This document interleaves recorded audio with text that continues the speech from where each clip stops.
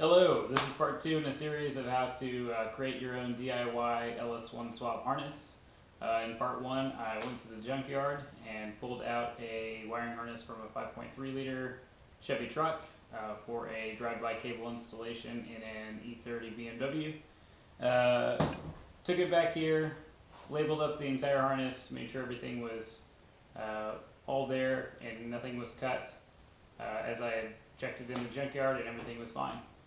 So today I have actually hooked up the ECU and stock truck fuse box to my trusty S13 240SX with a 5.3 liter. I'll hopefully start it here in a little bit so you can hear it run.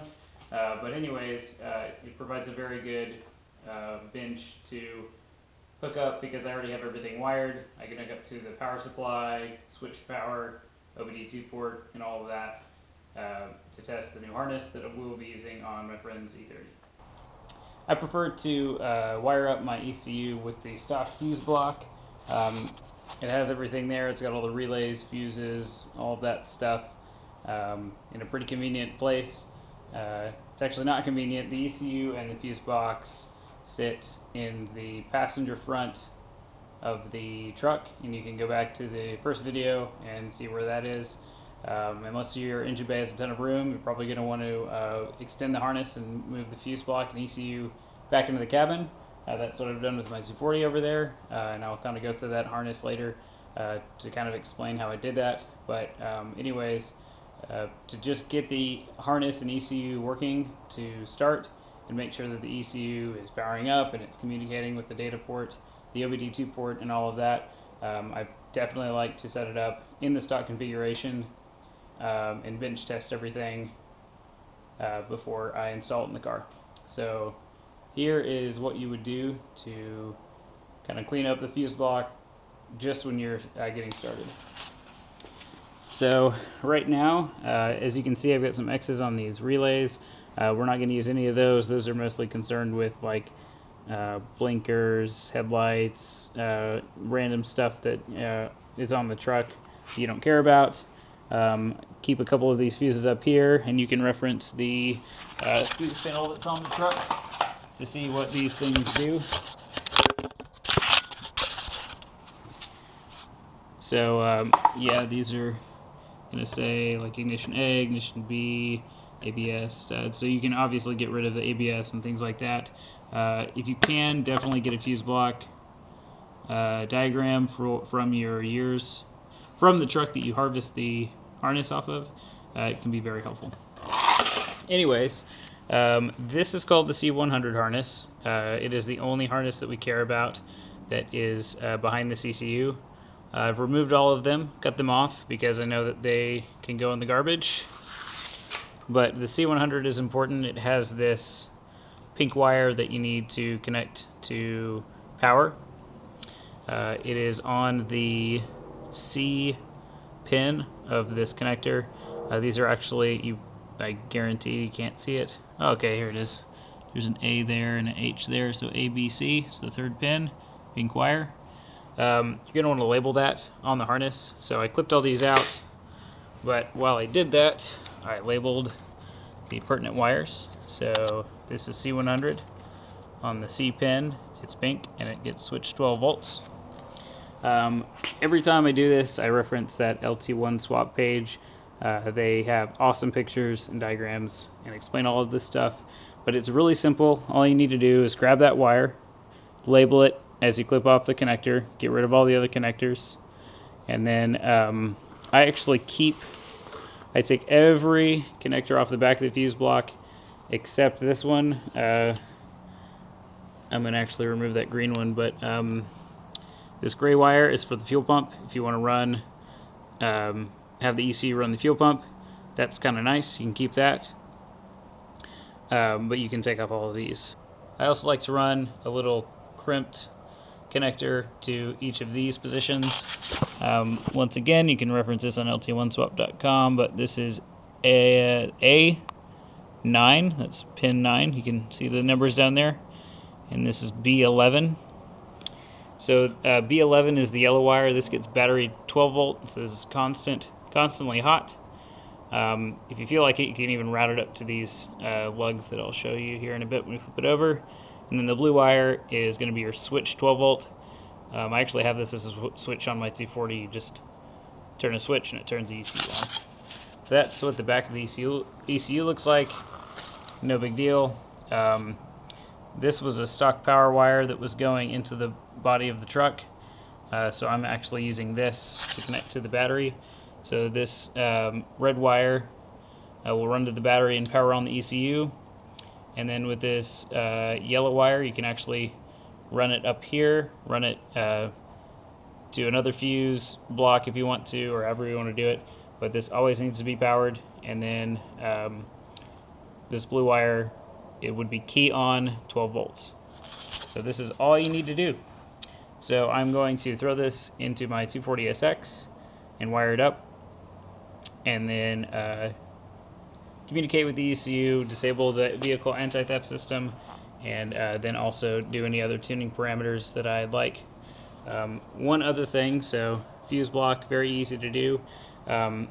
You need to get the serial port, or the serial data wire.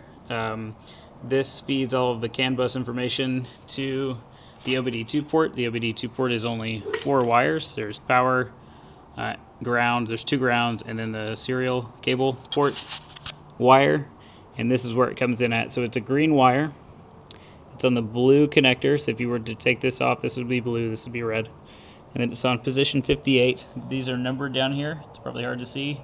But there is a green wire in there that I found, traced it out of here, found it, tapped into it, and then this will be hooked up to the OBD2 port, and that is how you are going to turn off the vehicle anti-theft system.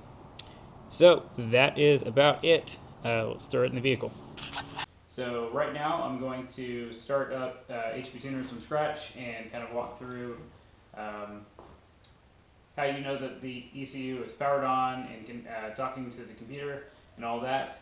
Just a little bit of setup on little bit of information on my setup here. I have an old HPTuners MPV1. This is early 2019. They just released a new version that's pretty nice. It's you don't need all the cables. It's Bluetooth. You can data log without a laptop and all of this stuff. It's pretty cool. You should check it out. I'm hoping to move to one soon after they release it, and maybe have a few firmware updates and all that stuff to work out all the bugs, but it looks like a cool new product. Anyways, I've been using this MPV1 for a number of years. It's been super good. I've used it on a C5 Corvette, all my trucks, this 240, the drive-by cable engine I used to have in here. I've tuned a couple of friends' cars with it. It's very reliable, and in the grand scheme of things, HPTuners or EFL Live, any of these programs that use the stock ECU is way cheaper than buying a standalone like a Megaswerve or an AEM and all that. And the best part is you can use them on multiple vehicles, which might not be too relevant to most of you, but it's pretty nice. Alright, so I have my laptop here hooked up to the HPTuners, obviously. So there are 2 programs you're going to want to look at. One is VCM scanner. Let's just pop that open real quick. And there's tons of documentation on all this, but I just figured it'd be a nice way to show that the vehicle is connected, or the computer is connected to the ECU. So I'm going to connect to the vehicle. It's reading the ECU, I know we're good. And then I'm going to hit start scanning. And then there will be no information because none of the sensors are hooked up to the engine. It does show that the map sensor is reading 14.5 psi, which is a normal atmosphere. That's good. All that stuff. This should all be 0 or showing their lowest values. That's all very normal. So that's how I know that we are connected to the ECU. So I'm going to close VCM scanner and then open up VCM editor. So I was working with my 240SX tune earlier, and then I saved this scratch file for what I'm about to do, but I'm going to close that file. So now VCM editor is completely clean, and I'm going to say read vehicle. And this is another check to make sure that the computer is connected. So this is telling me a lot of good stuff that I didn't know previously. It's a 2000 GMC Sierra 1500. I knew it was an early, either 1999 to 2000 or 2001 GMC or GM pickup 1500, but I didn't know what it was exactly, so that's cool. The VIN stays with the ECU, so that's how it gets all this information.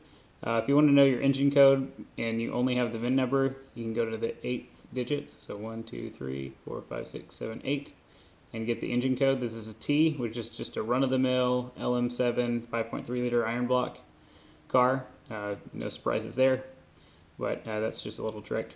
So this is taking, this is going to take a while to read this, but it's very good to do this because you want to just have a backup of the stock ECU tune. So just save it to your computer, and you can always have that for reference later.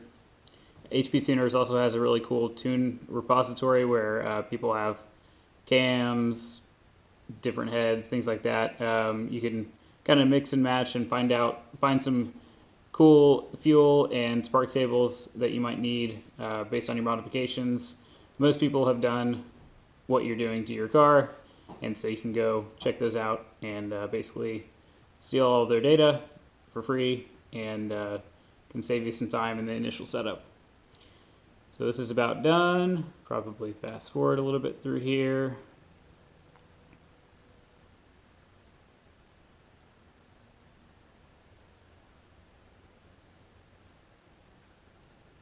All right, and I can hear the ECU doing stuff, so that's good. So this is all my junk. I've got my C5 stuff, my 240 stuff. I actually already did this earlier, so this is the file that I saved. This is the stock tune off of this ECU that I'm using. This is a tune I pulled off of a C5 Z06 for my, I used some of the ignition tables for my Corvette. But yeah, this is one of the tunes off of there.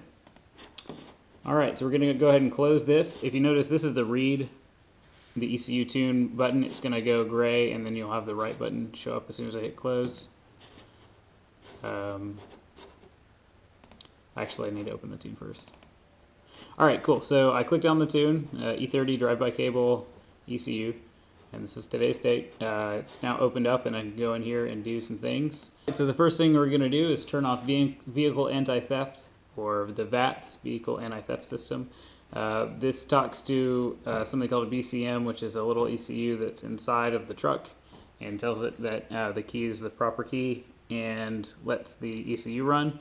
If you don't turn this off, the car will run for about 2 seconds and then immediately shut off. We're going to hit none here.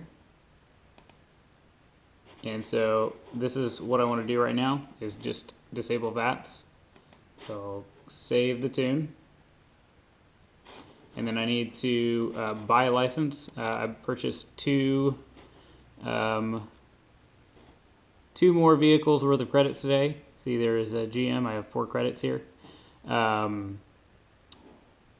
want to say specific license. And then once again, this is very important. The tune stays with the HPTuners controller that I have plugged in here to this laptop, and as well as the ECU. So you can't really transfer these licenses, so it's very important that you don't lose that HPTuners device, the MPV1 or MPVI, and then you're kind of stuck with this tune. So if like your buddy has you flash the tune and then he moves across the country or something, he's gonna have to physically send his ECU back or something if you want to make any changes after he's already purchased his credits for the ECU.